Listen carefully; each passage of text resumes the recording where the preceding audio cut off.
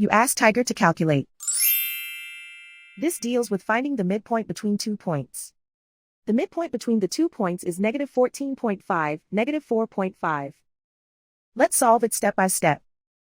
Plot the 2 points and calculate the midpoint using the formula. The coordinates of point 1 are, x1 equals 42, y1 equals 90. The coordinates of point 2 are, x2 equals -71, y2 equals -99. PM represents the midpoint of the 2 points.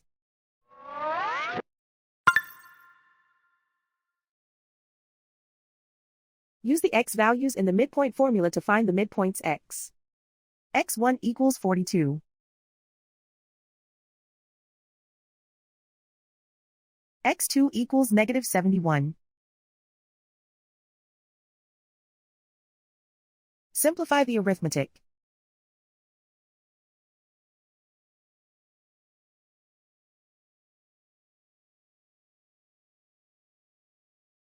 Use the y values in the midpoint formula to find the midpoints y.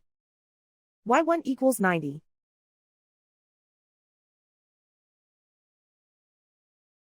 y2 equals -99. Simplify the arithmetic.